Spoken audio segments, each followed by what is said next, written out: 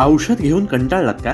आजच जवळच्या doctor Lohia acupuncture उपचार केंद्राला भेट द्या. ऑपरेशन टाळणारी विना औषध आणि दुष्परिणाम रहित ट्रीटमेंट. गुडघेदुखी, कंबरदुखी, मानदुखी, स्लीप डिस्क, स्पॉन्डिलायसिस, लकवा, संधिवात, मधुमेहाचे दुष्परिणाम, ॲलर्जी, जुनाट सर्दी, पाळीचे विकार, लठ्ठपणा, डिप्रेशन आणि यासारख्या अनेक रोगांवर मात करा. डॉक्टर लोहिया ॲक्युपंक्चर उपचार केंद्र, Ayodhya tower, station road, Dabholkar corner, Kolhapur.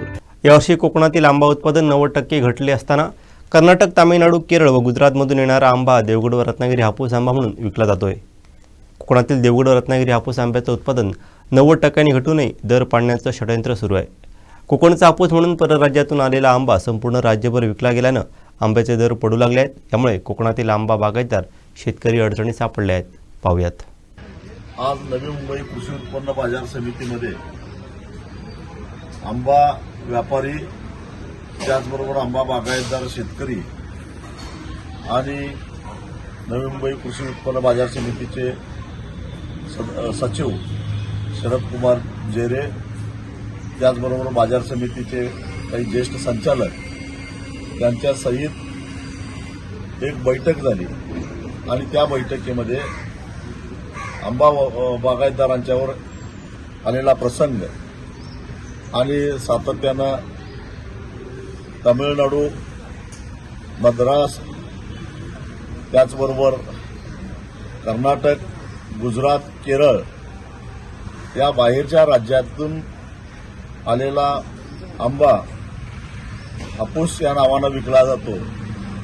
ज्याची गुणवत्ता आणि कोकणच्या हापूस आंब्याची गुणवत्ता याच्यामध्ये जमीन आसमानाचं अंतर आहे. पण त्यामुळं जी हक्काची बाजारपेठ आहे कोकणच्या, विशेषतः देवगड, रत्नागिरी आणि वेंगुर्ला हापूसच्या आंब्याची जी हक्काची बाजारपेठ आहे ती कुठेतरी विचलित व्हायला लागलेली आहे. ग्राहकांच्यामध्ये गुणवत्ता कमीचा आंबा पुरवल्यामुळं नाराजी निर्माण व्हायला लागली आहे. त्याचा विपरीत खपावर परिणाम व्हायला लागला आहे. तेव्हा या बाहेरील राज्यांना, विशेषतः बाहेरून आलेला जो आंबा आहे तो कोकणचा हापूस म्हणून जो विकला जातो त्याच्यावर कडक कारवाई करण्यात यावी. व्यापारीने सुद्धा याचं भान ठेवावं, अन्यथा आम्हाला त्याच्या विरोधामध्ये आंदोलन करावं लागेल.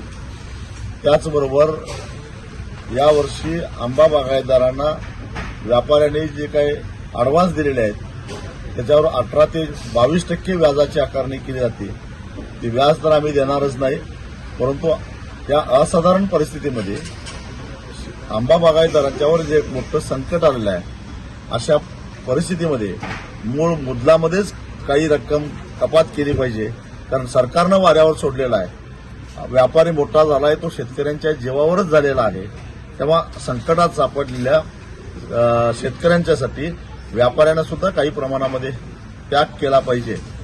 आणि देवगड हापूस, रत्नागिरी हापूस, वेंगुर्ला हापूस असं लेबल जाऊन जे व्यापारी बाहेरच्या राज्यातला आंबा विकतात त्यांच्यावर कडक कारवाई झाली पाहिजे. इथं आंबा बागायतदारांचा आंबा आल्यानंतर लिलाव लवकर होत नाही म्हणून उन्हातानामध्ये गाड्या उभ्या राहतात आणि त्यामुळं आंब्याच्या क्वालिटीवर, गुणवत्तेवर परिणाम होतो. त्यासाठी बाजार समितीनं एक चांगला शेड निर्माण करून द्यावा, सावली करून द्यावी. या संदर्भातली जवळपास 2.5 तास चर्चा झाली आणि बाजार समितीनं सगळ्या सुविधा देण्याचं कबूल केलं. त्याचबरोबर दररोज कुठल्या जिल्ह्यातून किती आंबा आवक झाला याची माहिती बाजार समितीमधून प्रसारित केली जाईल, जेणेकरून ग्राहकांना सुद्धा कळेल की देवगडचा हापूस किती मार्केटमध्ये गेला आणि मार्केटमध्ये विक्रीला किती मोठ्या प्रमाणात विकला जातो.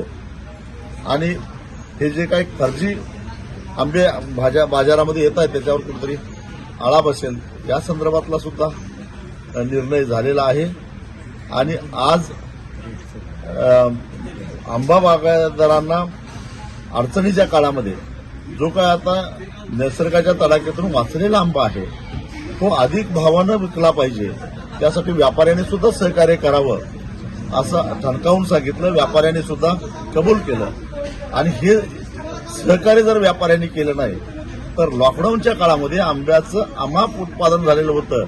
बाजार समित्या बंद होत्या, पण तरी सुद्धा बागायतदारांनी आपला आंबा थेट ग्राहकांच्यापर्यंत विकलेला होता आणि त्यात चांगला पैसा मिळाला होता. हा अनुभव आमच्याकडे ताजा आहे. आणि अशा व्यापाऱ्यांनी जर का सहकार्य केलं नाही तर आम्हाला आमची बाजारपेठ स्वतंत्रपणानं शोधावं लागेल, असंही ठणकावून सांगितलं. सगळ्या व्यापाऱ्यांनी एक सुरामध्ये शेतकऱ्यांच्या मागे खंबीरपणानं राहायचं कबूल केलेलं आहे. आम्ही 8 दिवस बघू. जर याच्यामध्ये काही बदल झाला, व्यापारी सहकार्य करत नाहीत म्हटलं तर वेगळ्या पद्धतीनं व्यापाऱ्यांना सुद्धा आम्ही निश्चितच पटणीवर आणू.